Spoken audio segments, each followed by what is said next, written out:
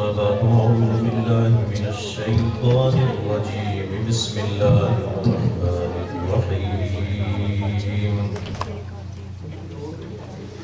ورفعنا لك ذكرك صدق الله العظيم إن الله وملائكته يصلون على النبي يا أيها الذين آمنوا صلوا عليه وسلموا تسليما اللهم صل على سيدنا محمد وبارك وسلم عليه الصلاة والسلام عليك يا رسول الله الصلاة والسلام عليك يا حبيب الله الصلاة والسلام عليك يا رحمة للعالمين الصلاة والسلام عليك يا شفيع المذنبين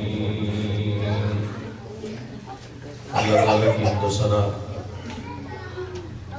اور اس کے حبیب اکرم نور مجسم شفیع معظم احمد مصطفیٰ حضرت محمد مصطفیٰ صلی اللہ علیہ وآلہ وسلم کی بارگاہ میں درود پاک کا نذرانہ پیش کرنے کے بعد صاحب صدر گرامی قدر حضرت علامہ مولانا حافظ غلام یاسین رضوی مقدس اللہ علی محترم جناب ڈاکٹر شاہد فاروقی صاحب نوحانی صاحب اور اس سینٹر کے امام اور خطیب اعلیٰ جناب سید عبدالمنعم شاہ صاحب آقا نامدار صلی اللہ علیہ وآلہ وسلم کے ثناخانوں میں سے جناب محترم محمد حسن چشتی صاحب سجاد بٹ صاحب فرحان یاسین صاحب میرے افسفر مرید مغل صاحب اور محترم جناب ڈاکٹر غلام مرتضیٰ نقیبی صاحب اور نہایت ہی واجب الاحترام حضرت علامہ مولانا محمد بشار شاذی صاحب ایک خوبصورت منظر اسٹیج کا بڑی خوبصورت ہستیاں علماء اور نعت خوان اور مشائخ جلوگر ہیں محترم جناب انیس الحق صاحب جناب برادر ریاض نور صاحب قریشی برادران اور دیگر اس سنٹر کی انتظامیہ اور ہمارے یہ خوبصورت کارڈریٹ کے نعت خوان کہ جس وقت کوئی بھی نہیں ہوتا اس وقت یہ پڑھتے ہیں سبحان اللہ اور محفل کو جماتے ہیں اللہ رب العالمین تو برکت دیتا فرمائے اور کارڈریٹ کے جتنے بھی ساتھی ہیں اللہ تعالیٰ سب کو خیر و برکت عطا فرمائے ہمارے دور کے دوست میں آئی ہوئی ہیں اللہ تعالیٰ ان کو بھی خیر و برکت عطا فرمائے اب یہ زیادہ لمبی چوڑی تقریر کا وقت بھی نہیں ہے مختصر حاضریاں پیش کرنی ہے تھوڑی سی میں آپ کی توجہ چاہوں گا انسان کی فطرت ہے انسان کی نیچر ہے اس کی طبیعت کا تقاضا ہے کہ اس کا ذکر ہونا چاہیے اس کا نام ہونا چاہیے اس کا ذکر کرے اس کا نام لے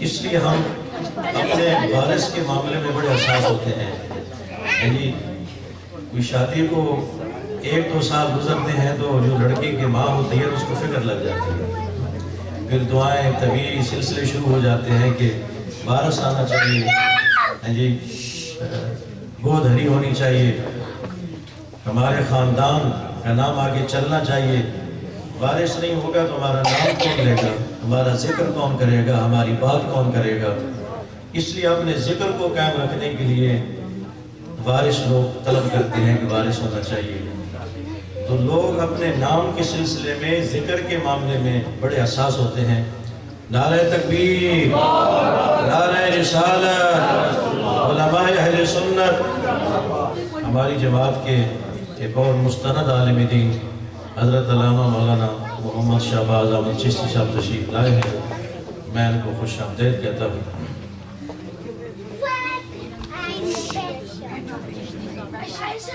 ایک مرتبہ درود باجی اللہم صلی علی سیدنا تو طبیعت کا تقاضا یہ ہے، انسان کی نیچر یہ ہے کہ اس کا ذکر قائم رہنا چاہیے۔ اسی سلسلے میں حضرت ابراہیم علیہ السلام نے اللہ کی بارگاہ میں یہ عرض کی وَجَعَلْ لِي لِسَانَ صِدْقٍ فِي الْآخِرِينَ، الہی سچی زبانوں پر میرا ذکر جاری کر دے۔ یہ دعا تھی حضرت خلیل کی، آرزو تھی، خواہش تھی کہ میرا ذکر رہنا چاہیے، میرا کوئی نام لے، میرا کوئی ذکر کرے، یہ آپ کی خواہش تھی۔ تو اللہ نے یہ پوری کر دی، اور پوری بھی سرکار کی امت کے ذریعے کی۔ وَجَعَلْ لِي لِسَانَ صِدْقٍ فِي الْآخِرِينَ۔ آج دیکھ لیجئے جب آپ نماز پڑھتے ہیں تو نماز کے اندر اللہم صلی علی محمد وعلی آل محمد کما صلیت علی ابراہیم وعلی آل ابراہیم انکا حمید مجید۔ آپ حضرت ابراہیم کے بھی ذکر کرتے ہیں، آل ابراہیم کا ذکر بھی کرتے ہیں۔ اللہم بارک علی محمد وعلی آل محمد کما بارکت علی ابراہیم وعلی آل ابراہیم انکا حمید مجید۔ یہ حضرت خلیل کی دعا تھی، یہ ان کی خواہش تھی کہ اللہ میرا ذکر جاری کر دے، میرا نام جاری کر دے۔ اللہ نے حضرت ابراہیم کی دعا کو قبول کیا اور حضرت ابراہیم علیہ السلام کا نام اور آپ کا ذکر جاری کر دیا۔ اب توجہ فرمانا کہ حضرت ابراہیم علیہ السلام دعا کرتے ہیں، اپنی خواہش کا اظہار کرتے ہیں کہ یا اللہ میرا نام جاری کر دے، یا اللہ میرا ذکر جاری کر دے۔ یہ حضرت خلیل دعا کرتے ہیں، دعا قبول ہوتی ہے، مگر میں قربان جاؤں آمنہ کے لال پر کوئی دعا بھی نہیں کی، کوئی خواہش کا اظہار بھی نہیں کیا، ادھر سے آواز آئی وَرَفَعْنَا لَكَ ذِكْرَكَ، کملی والیا ہم نے تیرے لیے تیرے ذکر کو بلند کر دیا۔ وَرَفَعْنَا لَكَ ذِكْرَكَ، ہم نے تیرے لیے تیرے ذکر کو بلند کر دیا۔ رفع کو بلندی کو کہتے ہیں، اونچائی کو کہتے ہیں۔ تو فرمایا وَرَفَعْنَا لَكَ ذِكْرَكَ، اے حبیب ہم نے تیرے لیے تیرے ذکر کو بلند کر دیا ہے، اونچا کر دیا ہے۔ اچھا ایک اور نقطہ عرض کروں، اللہ نے حضور کے ذکر کی نسبت اپنی طرف کی کہ میں نے تیرا ذکر بلند کیا ہے۔ حضور کی جو ذکر کی بلندی ہے، سرکار کی جو ذکر کی رفعت ہے، اس کو اللہ نے اپنی طرف منسوب کیا ہے۔ کیوں؟ ذکر کی بلندیاں تو اور نسبتوں سے بھی ملتی ہیں، اور بھی اسباب ہیں، اور بھی نسبتیں ہیں۔ جسے کعبے کا غلاف ہے، اس کو کعبے کی نسبت کی وجہ سے بلندی ملی، مرتبہ مقام ملا۔ تو جو ذکر کی بلندیاں ہیں، ان کے تو نسبتیں اور بھی ہیں، اسباب اور بھی ہیں، مگر اللہ نے حضور کے ذکر کی بلندی کو اپنی طرف منسوب کر کے تو یہ ارشاد فرمایا کہ کملی والیا باقی ذکر کی بلندیاں کی جتنی بھی نسبتیں ہیں، جتنے بھی اسباب ہیں، اے پیارے ان سب کو عزتیں تو تیری نسبت کی وجہ سے ملی ہے، اس لیے تیرا ذکر میں نے بلند کیا۔ وَرَفَعْنَا لَكَ ذِكْرَكَ۔ اعلیٰ حضرت فاضل بریلوی اسی مناسبت سے کہتے ہیں وَرَفَعْنَا لَكَ ذِكْرَكَ ہے سایہ تجھ پر، وَرَفَعْنَا لَكَ ذِكْرَكَ ہے سایہ تجھ پر، ذکر اونچا ہے بول بالا تیرا۔ اب یہ بتائیے کہ جس کا ذکر اللہ بلند کرے، وَرَفَعْنَا لَكَ ذِكْرَكَ، جس کا ذکر اللہ بلند کرے پھر اس کے ذکر کو نیچے کر سکتا ہے؟ جس کے ذکر کو خدا بلند کرے اس کے ذکر کو کوئی نیچا نہیں کر سکتا، بلکہ جو اس کا ذکر کرے گا اللہ اس کے ذکر کو بھی بلند کر دے گا، اور جو اس کے ذکر سے منہ موڑے گا اللہ اس کو تباہ و برباد کر دے گا۔ فرمایا وَرَفَعْنَا لَكَ ذِكْرَكَ ہے سایہ تجھ پر، ذکر اونچا ہے بول کالا تیرا۔ اچھا یہ جو رفعنا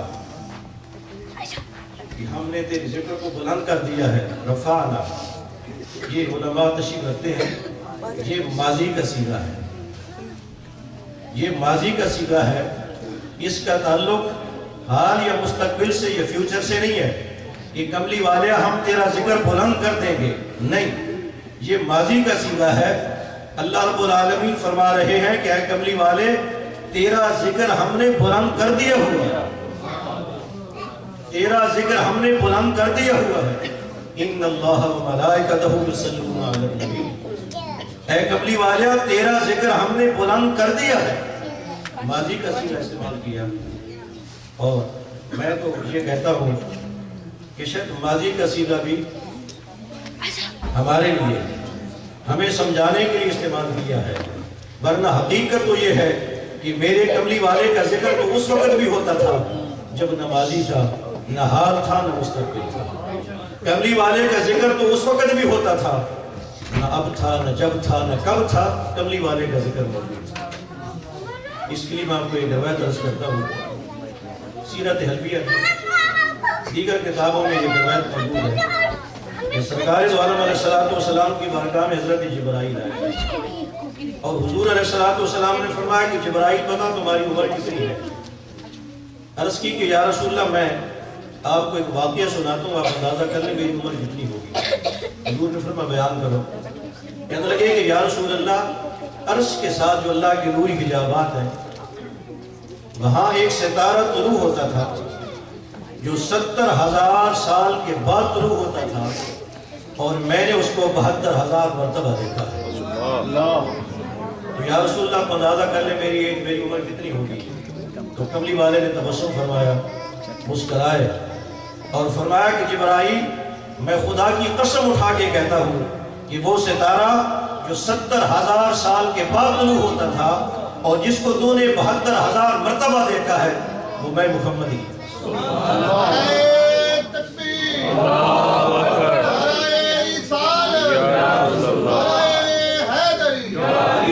پھر آپ اندازہ کر لیں کہ کب سے کملی والے کا ذکر ہو رہا ہے۔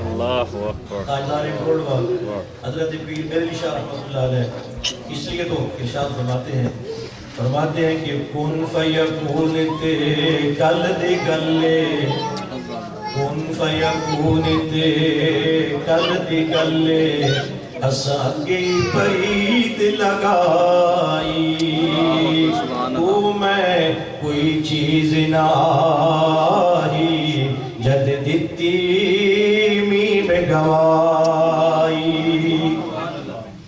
تو نہ ماضی تھا، نہ حال تھا، نہ مستقبل تھا، کملی والے کا ذکر ہو رہا تھا۔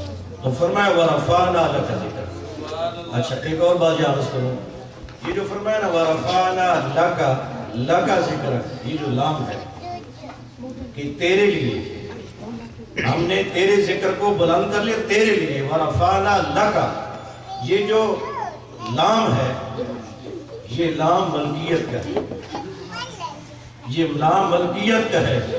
معنی اور مفہوم یہ ہے کہ کملی والیا تیرا ذکر بھی بلند کر دیا ہے، تیری عزت و احترام کو ہم نے بلند کر دیا ہے، اور یہ عزتیں، یہ احترام، یہ مقام و مرتبے اور یہ سارا ذکر اب تیری ملکیت میں دے دیا ہے۔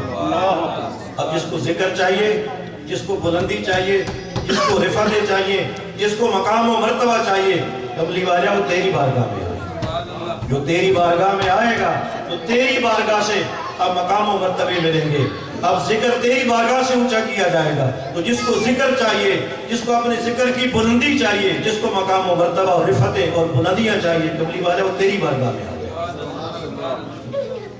وَرَفَعْنَا لَكَ ذِكْرَكَ، انسانوں کا تجھے مالک بنا دیا ہے، اب جو تیرا ذکر کرے گا اب اس کا ذکر اونچا ہوگا۔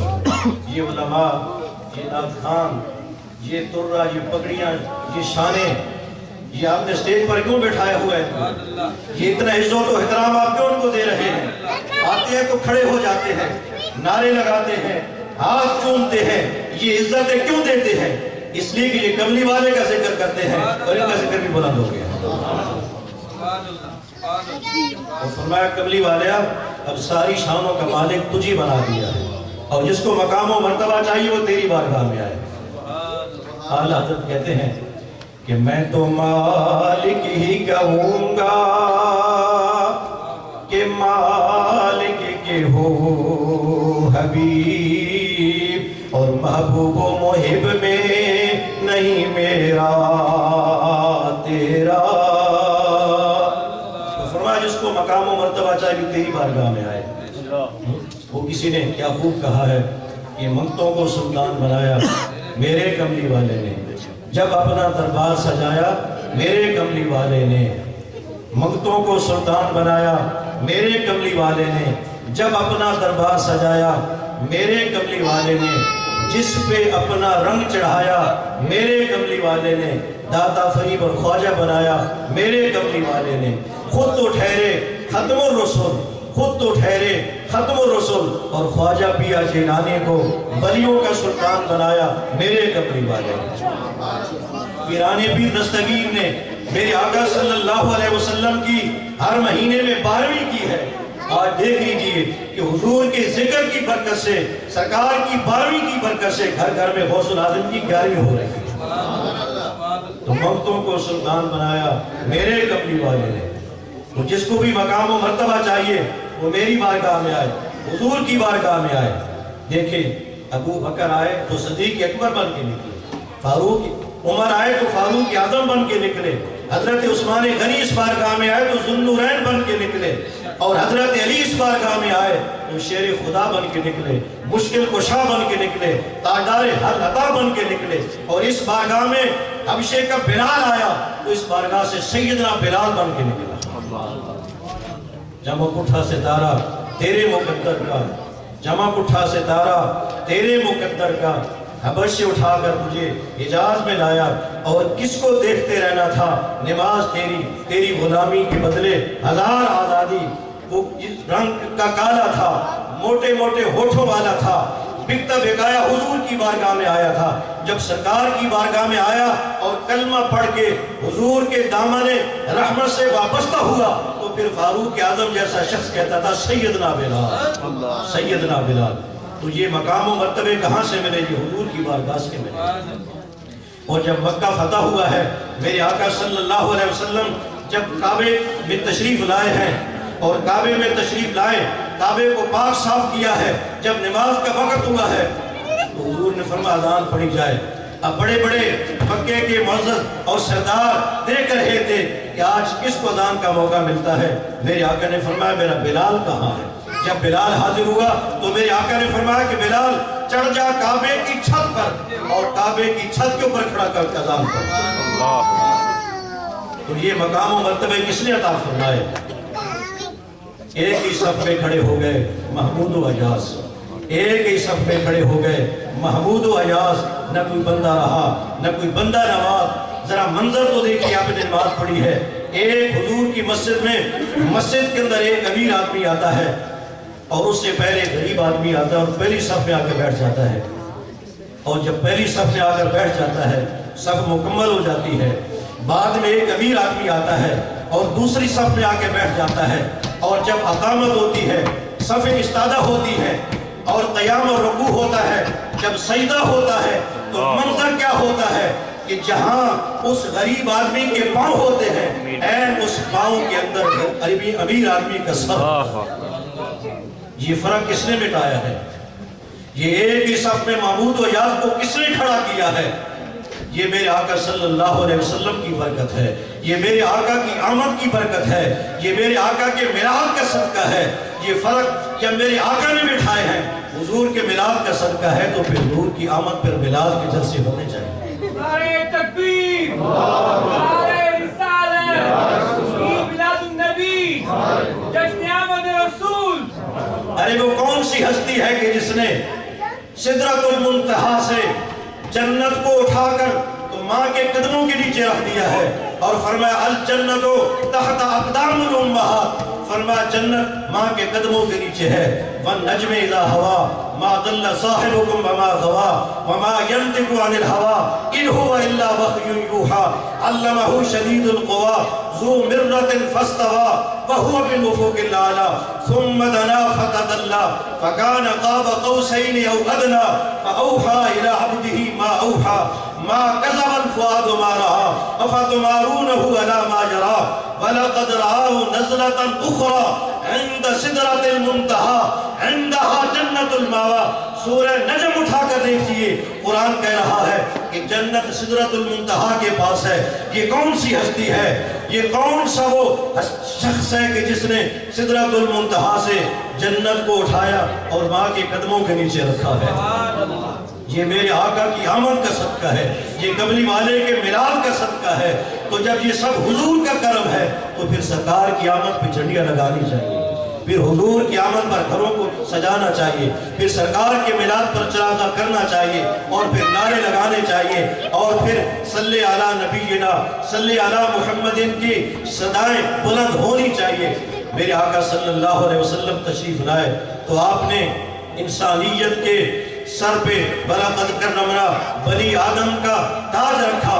میرے آقا صلی اللہ علیہ وسلم تشریف لائے تو باپ کے سر پہ رفعت اور شان کا آپ نے تاج رکھا. یہ ساری عزتیں، یہ سارے احترام جن کا آج تم تقاضا کرتے ہو، یہ ساری عزتیں یہ کملی والے کا صدقہ ہے، یہ حضور کے میلاد کا صدقہ ہے، یہ سب کچھ حضور کے میلاد کا صدقہ ہے.